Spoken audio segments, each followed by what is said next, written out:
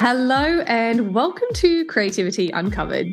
My name is Abby Gatling and I'm on a journey to uncover how everyday people find inspiration, get inventive and open their imagination.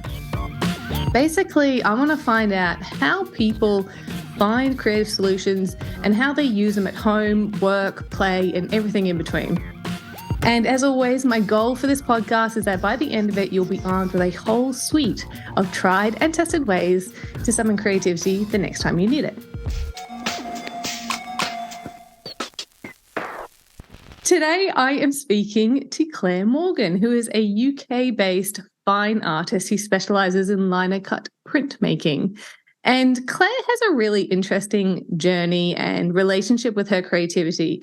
And I really think that her story will be really helpful to any of our listeners today who are just feeling a little lost and want to find their way back into the creative space. So thank you for joining me, Clare. Hi, good morning. Thank you for having me, Abby. And I certainly appreciate you joining me because you are based in the UK, complete time difference. We're sort of on opposite schedules at the moment. Yeah, which is fine because I'm an absolute morning person. So this is good for me. I like function on all cylinders in the morning, but like if you ever catch me in the afternoon, it's a different story. And actually, like that's an important thing is with creativity or, you know, any sort of work is kind of knowing how you function, right? And best time of the day and best environment and things like that. So it's good to know that you're aware of that for yourself. So that's great. Absolutely. So Claire, I sort of mentioned it before, but you know, you're now a fine artist and you spend your days creating beautiful artwork and gifts. But, you know, we spoke previously and you let me know that for many years that actually wasn't always the case. So let's kick this off by sort of talking about a little bit about your story and your relationship with the creativity. Yeah. So art has always been with me. So even when I wasn't creating, I was working as an art teacher. So it's honestly, I feel like I live and breathe art and always have done.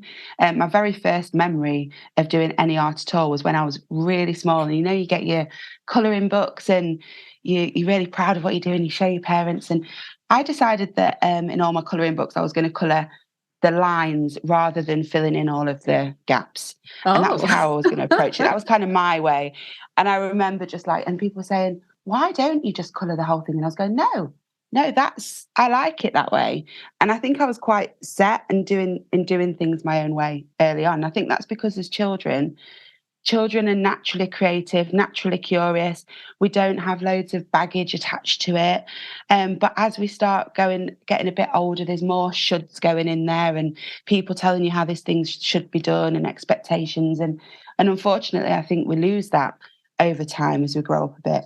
And even though I was good at art and that was something that was recognised, I still went through my art training and felt actually like I'd lost creativity. I think people assume that if you are good at art, that means creativity comes with it, but it doesn't necessarily because rules came back in. My art teacher was brilliant, but the training was very formal and it was how things look. It was photorealism. It was that sort of level of everything having to be perfect. So the breaking of the rules became very difficult for me. Wow. So sort of like prescribed creativity was kind of hemming you in a little. And it was good training to have, and I value it now because a lot of those skills do help me with the type of work that I create, but it's probably shaped the type of work that I create as well. Then leaving school, I went to college and that was kind of my first experience of something that I'll come to talk about probably a little bit more about this idea of removing that expectation. But the first lesson in there, they took our pencils away, took our paintbrushes away. They gave us sticks, emulsion and ink. And then they just said, look, we're just removing all of the things that you're familiar with and you're going to create in this new way. And actually that unlocked that creativity again. And I think a tip for anybody, actually, if you're struggling, just and particularly if you're an artist that's maybe got these perfectionist tendencies, to do something novel, like draw with your left hand or do something different, like novelty is really key. and that can help push you back into the creativity. And then I continued to study art, studied at university.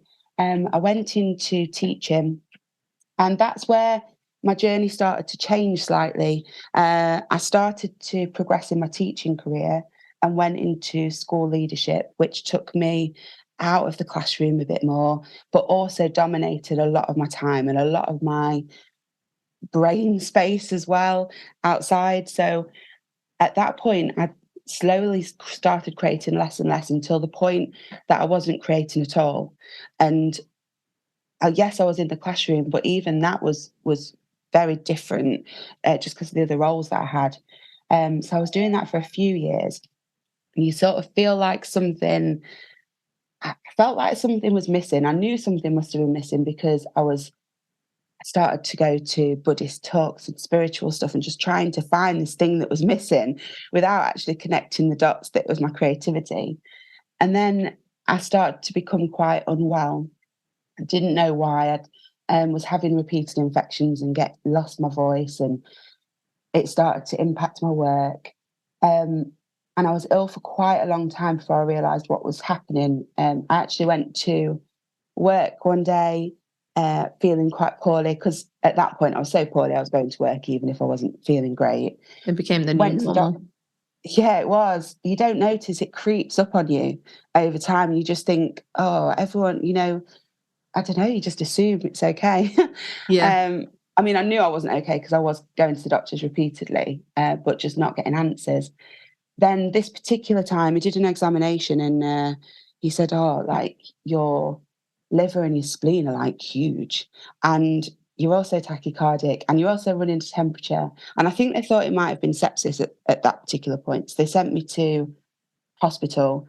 The hospital kept me for 2 weeks. And during that 2 weeks, I was like, there's obviously something wrong. I've got all these medical students coming to look at my massive liver because it's My gosh. and I'm thinking, oh my God, what's going on?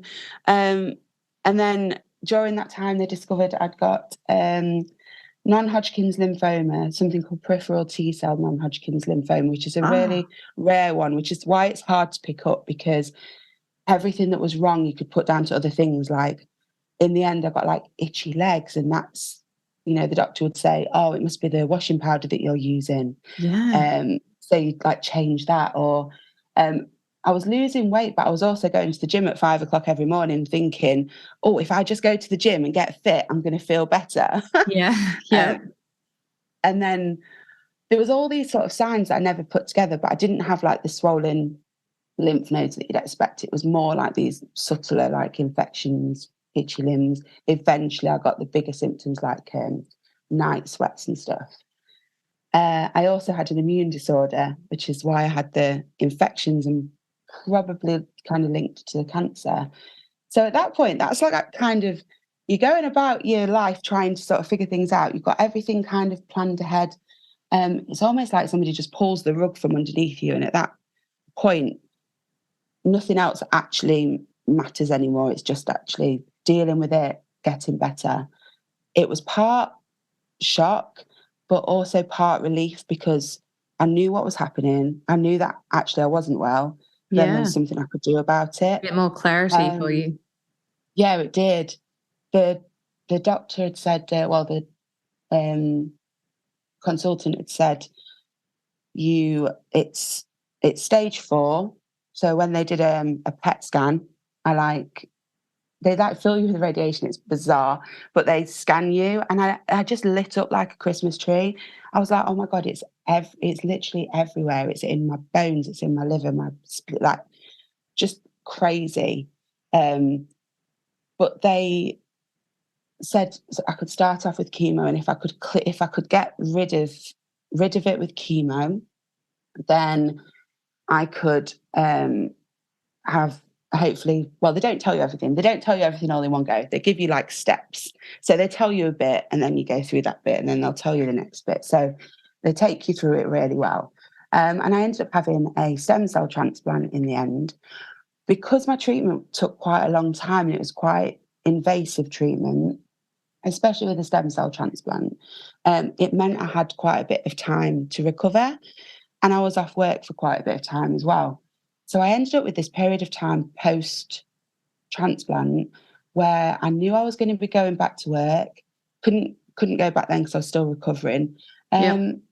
And it gave me this window. So I started to call it my sabbatical, essentially. Nice reframe. And I said, Yeah. like, I was like, this is my sabbatical. This is like some time. Do you know what?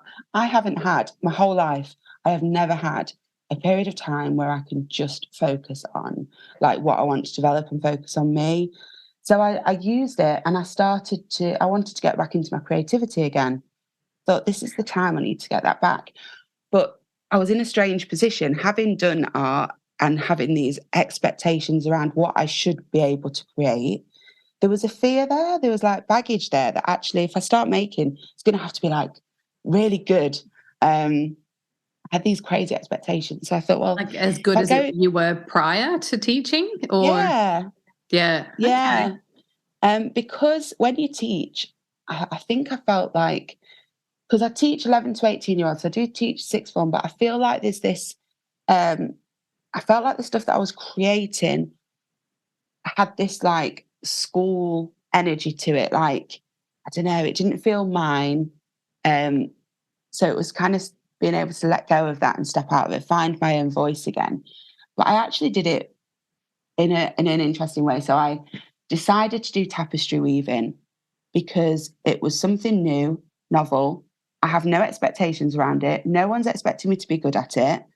It's a way of engaging my creative brain in a completely new way that I just don't, I could approach it fresh. I could approach it essentially with a beginner's mind, I would say. Yeah. So you'd never done tapestry in the past at all?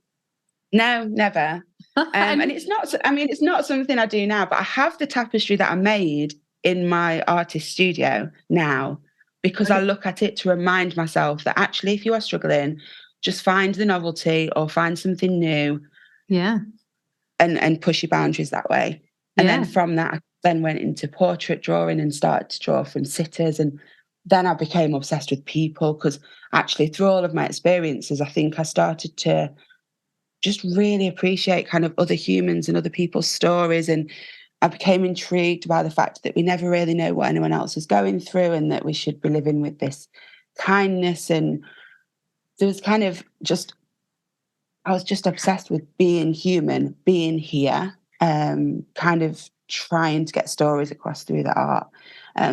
So that kind of led me into, because I do a lot of portraiture in my artwork now. So yeah, that's how I kind of got back into it, which I'm really grateful for. Wow. I mean, it's obviously going through that illness and that experience was not the most amazing thing in your life, but it is interesting that it's contributed to you looking at trying to find more creativity again and your own personal creativity. That's very interesting.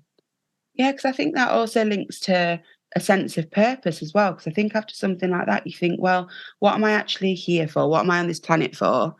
And previously, all of my creativity, all of my energies were going into somebody else's vision and somebody else's agenda, and I was completely replaceable. I step out of that role, someone else steps into that role. They have the ability to shift that vision. I channeled my creativity into building policies, whereas actually now I channel my creativity into something that's mine. There's no, like, my artwork is mine. I'm creating it and putting it out into the world. Nobody else is going to step into my shoes and change it or tweak it or alter it. I feel like I'm putting an investment into something that I'm leaving behind. Like, I don't know, like a legacy it almost. is what I'm going to be leaving here. Yeah. Yeah. Is that what attracts you to creativity? Is that being able to express what is truly you and leaving a legacy? Or like, what is it that about creativity or art that attracts you? I think it's to do with the connections that it brings, actually, more than anything else. The fact that I make art and put it out into the world, but that isn't the whole story. I don't think art is all about the artist. I think, like my art teacher always used to say, everyone brings their own baggage to a piece of artwork. That's so true.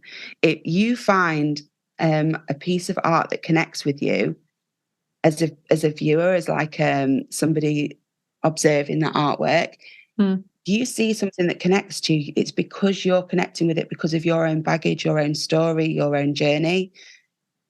And I love the fact that I can put that piece out there and somebody will form that connection with it and will have their own story with it. And Yes.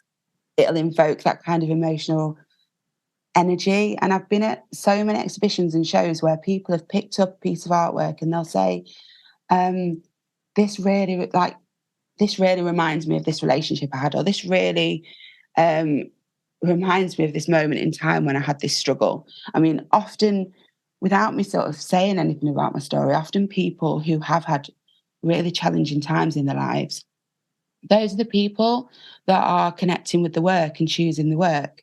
And I don't think that's happening by accident. I think that's something in it, whether it's the colour or the imagery or the emotion in the portraits, there's something happening there that I think is just incredibly magical. And it's such a privilege to be able to make things that do that for another human being. That I couldn't think of a better reason to create.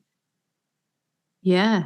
Oh, that's amazing. I know that there's that sort of saying like the author is dead. So, whatever intent there is when you're writing a piece, someone else is going to come in and bring their own lens to it and their own baggage, as you said, and make their own spin on it all and their own interpretation. But it's interesting how people are able to do that, but also kind of tap into exactly what you had put into it. Yeah. And I think it's because it kind of follows, the work kind of follows a bit of a pattern. Like it's because I don't think art should be static. I don't think an artist should be creating the same thing all of the time, because actually we grow and develop as humans, grow and develop as artists. The world around us changes and shifts. So the work did follow this kind of flow of my recovery. So at the very beginning, all of my figures were falling because it was a visual representation of having the rug pulled from under you and being in free fall. But they weren't dark images. They were so colourful, and there was a vibrancy and an energy in them, because actually that I wanted to embrace that uncertainty, or encourage other people to embrace that uncertainty. Then they kind of flowed into these figures that were really strong, sort of circus performers, aerial acrobats that I was documenting. But I would fragment them, so they were made up of little pieces, and all those little pieces that they were made up out of, that was kind of looking at the idea of strength from coming out of being broken. Actually, as we go through our experiences and we get all of these different cracks and challenges, that actually they make us more, like, a lot stronger. Wow. And then they moved into more mindful figures, and now my work is portraits, and it's all about the seasons and connecting with nature and trying to go with the flow a little bit more. I think everything I make I learned so much during that time of my life, and we do get stuck in the busyness of the real world again. I do not want to forget those things. I do not want, like, the universe sending me another message. I'm like, yes, thank you, I got it. Yeah, thanks, I'm going to keep thanks. reinforce. I'm going to keep reinforcing it to myself. That's cool. And just because I make work about mindfulness, and I make work about the little affirmations and reminders, because I need it, because I'm not perfect at that. I do sometimes go a million miles an hour and don't take that time out. So I need to just constantly have that in my life. Yeah. And if I can present that to other people and other people can take stuff from that as well, then that's an absolute bonus. So do you think that all art needs to have meaning? That's a really interesting question. I think there are so many humans in this world, and there are some people that you will talk to, and actually for them, the artwork that they have, maybe it is a piece of interior design, and they just simply want it because it matches the colour of their room, or like it finishes something off, and they're looking. I mean, to be fair, that creates the whole feeling of the space, which you could say taps into emotion, even if they haven't necessarily connected with that piece in a certain way. And I think that's still valid. But I think, and because not everybody gets this, not everybody relates to art in this way, and that's absolutely fine. But there are some humans like that's where they find their thing. So some people, it'll be music, like you put that music on and it will alter your mood, it will change how you're feeling. Like art can be the same way for other people. So I have art in my home, and there are some pieces that I've bought just because actually they're visually interesting and I maybe like the colour, but there are other pieces I've got because there's a story and a feeling, it makes me feel a certain way. Even myself, I'm on a spectrum of that. No, I think there are so many humans in the world and so many pieces of art in the world. I don't think it has to. I don't think anything has to be anything, actually. Yeah, because you don't like the rules. I don't like the rules. It could be whatever it wants to be. Yes.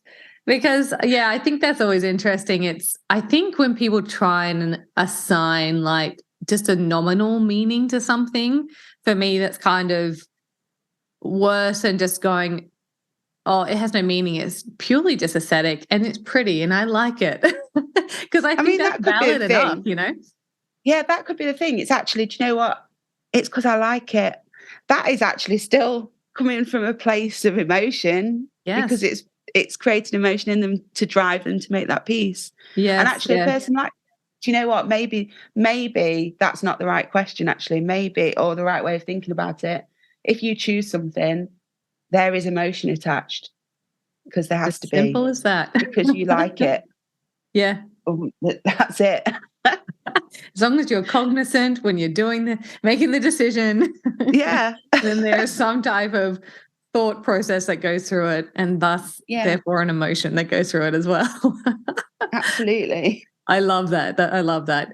And I mean, just jumping back before, you said something that was really interesting when you were talking about you'd sort of had gone through the teacher process and kind of your expression of your true artistic self was kind of being diminished along the way. And you were scared to jump back into that again. And so you went through the tapestry because of the beginner's mindset. Tell me, what is the beginner's mindset? I was like, I'm intrigued by that, but I'll come back to that point later. Now's that time. So beginner's mindset is a Zen Buddhist principle, which is about engaging with the world with no preconceived ideas and seeing things for the first time with their complete curiosity. The idea is obviously if we are needing to be an expert at things and we've got lots of knowledge, that can actually be an obstacle to our creativity and our curiosity because it just shuts down our curiosity. I mean, to me, I would say that creativity, I should say, is curiosity at play. I think our creativity is an expression of our curiosity. And that's how I kind of view it. So that's why beginner's mindset is so important to me, because it nurtures it and it gives it space to grow.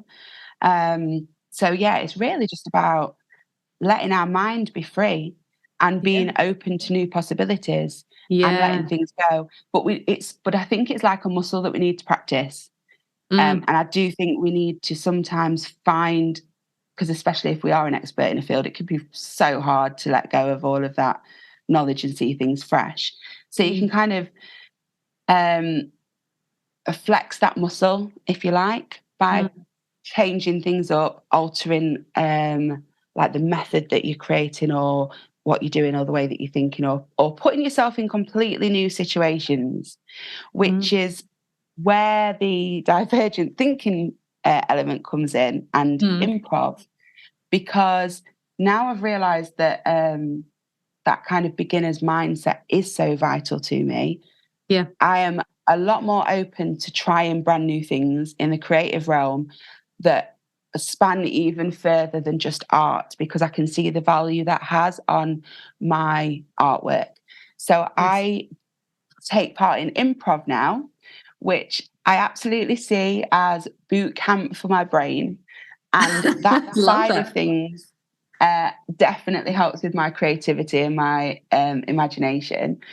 So this is where an interesting study comes in about divergent thinking, because they looked at the impact of improv on the brain in terms of divergent thinking, which is again linked to creativity. And they got a group of marketing students, and it's like called the paperclip experiment, I think. And it was, they got a group of students in and they said, how many uses can you think of for this paperclip? And their control group came up with a number, but then they sent another group off to improv for 10 weeks. They came back and came up with so many more uses for the paperclip. Wow. So there's like scientific evidence that it helps us to think more creatively. And again, I think that's to do with curiosity and just training our brain to, again, you probably wouldn't think of so many uses because of our preconceived ideas, because of our knowledge, because of the baggage that we're bringing with us. Yep. I think that element of stretching our brain in that way and having better divergent thinking is probably because we are allowing ourselves to be more curious, and you can't foster that without having the beginner's mind. They're quite interlinked. Yeah. So you going into improv was firstly to reactivate that beginner's mindset because you'd never done it before, right? Yeah. But then what is it about improv that expands your mind and help these people with this paperclip? Like what is it about it?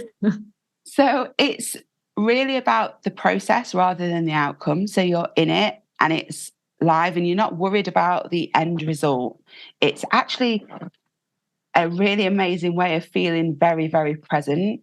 It's also an amazing stress reliever, by the way. It's like going in and just being given permission to play and not have any expectations or judgments or worries. All of the people that are there are usually like fairly similar and like kind and giving. We can, like, it's a space where you can fail without fear. And I think that's something, like, when you're creating anything, actually, that having permission to fail without like the worry about it is good. It gives you a place to do that.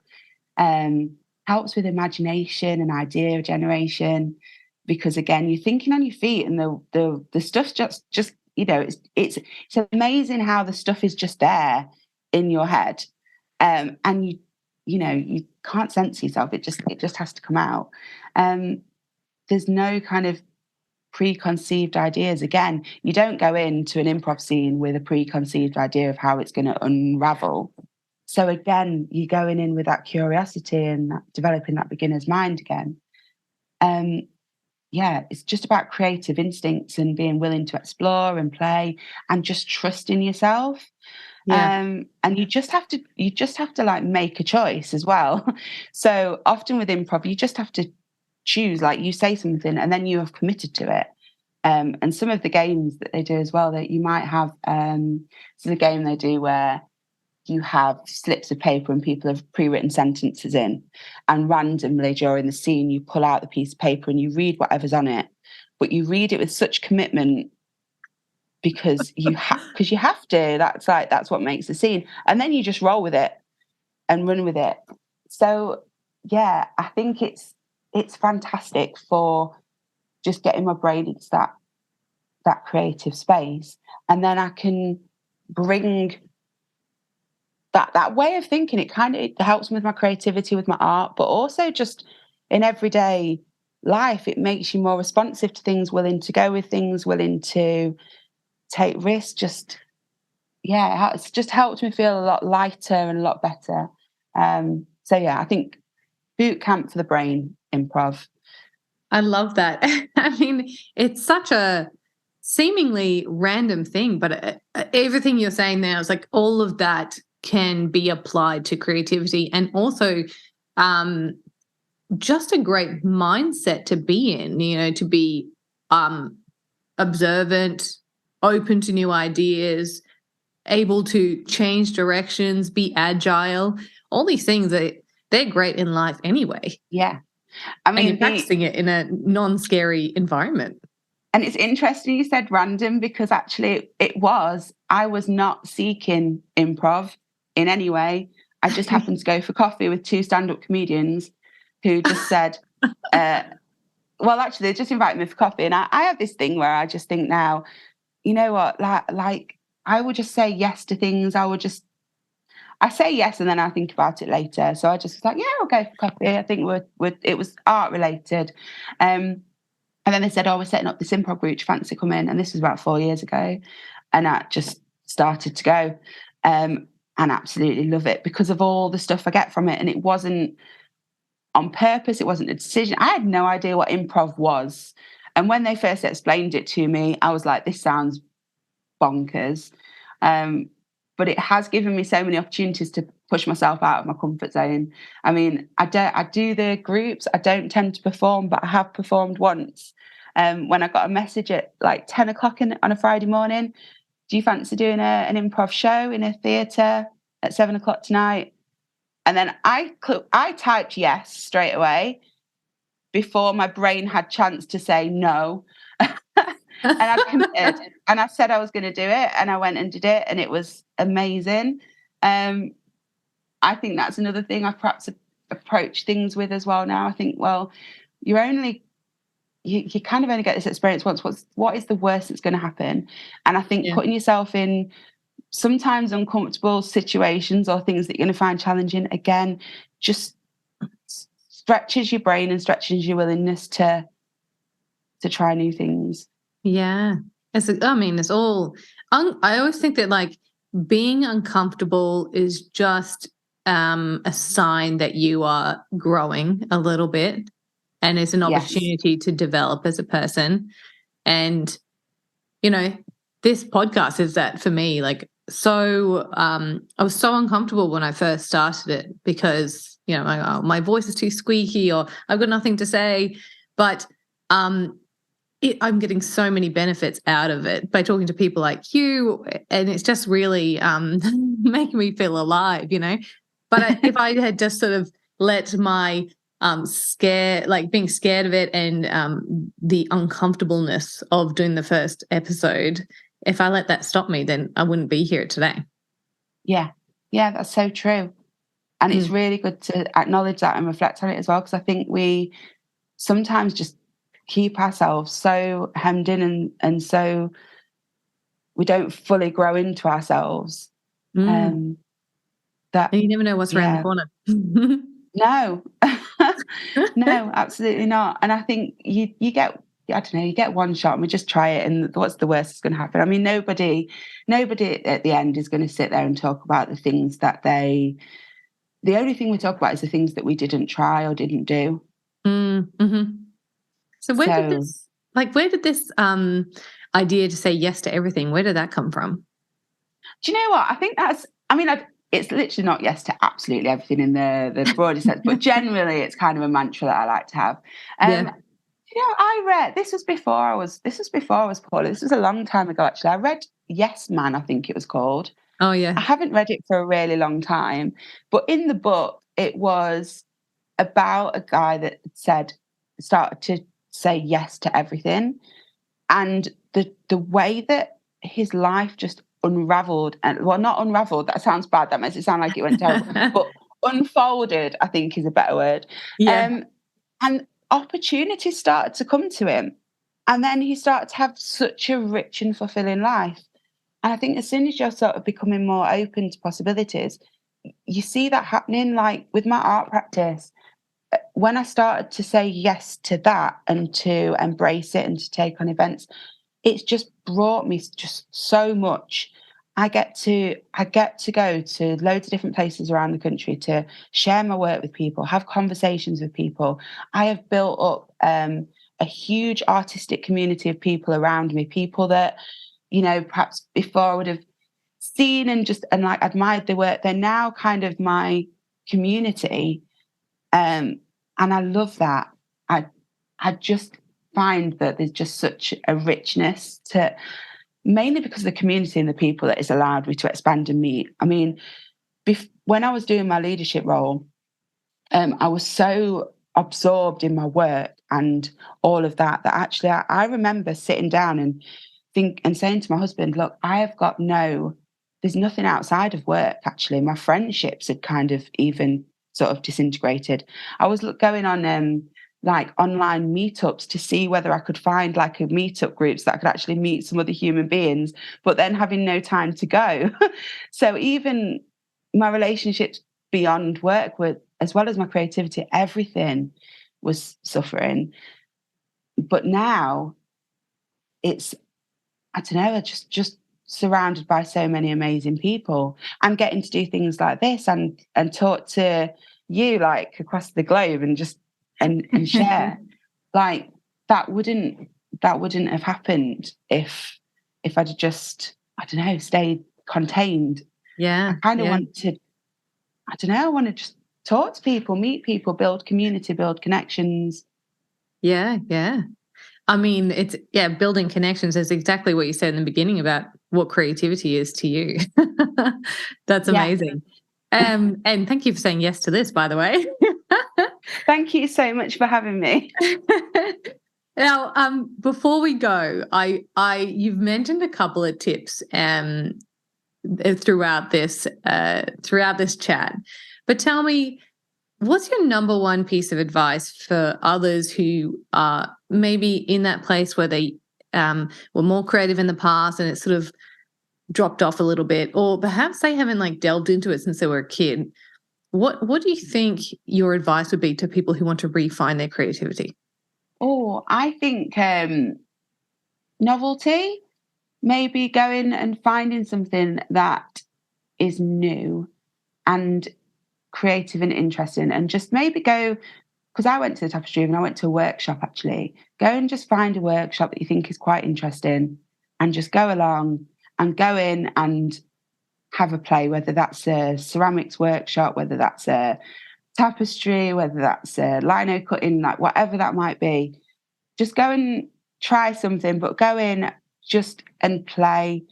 And I mean, usually the people are quite creative, so they'll give you space to just explore. And I think just find something that is going to allow you a little bit of a chance to check out of the real world, go somewhere and just play and feel creative. And that will be whatever piques your interest. So there's not going to be like one art form that's going to be right for everybody. It's just something that piques your interest. Just jump in and don't be worried about it, and don't have fear that, oh, everybody's going to be like, just get rid of those mind monkeys and just say yes, book it, go. That's amazing advice and great tips all throughout that whole chat. Thank you so much for joining me, Claire, today. I think that was a beautiful chat, and it was really great to hear more about your journey. And I also want to say thank you to everyone who has tuned in to Creativity Uncovered today. I really hope that this episode has inspired you to say yes to new adventures.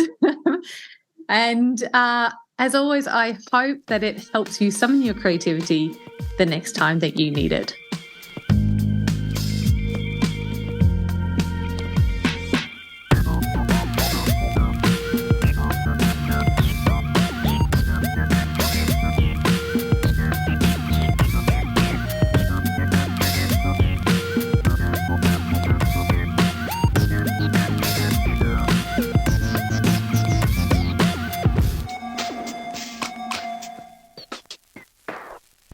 If you've made it this far, a huge thank you for your support and tuning into today's episode.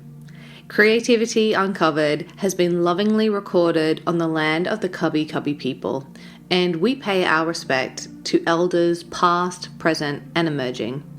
This podcast has been produced by my amazing team here at Crisp Communications, and the music you just heard was composed by James Gatling. If you liked this episode, please do share it around and help us on our mission to unlock more creativity in this world. You can also hit subscribe so you don't miss out on any new episode releases.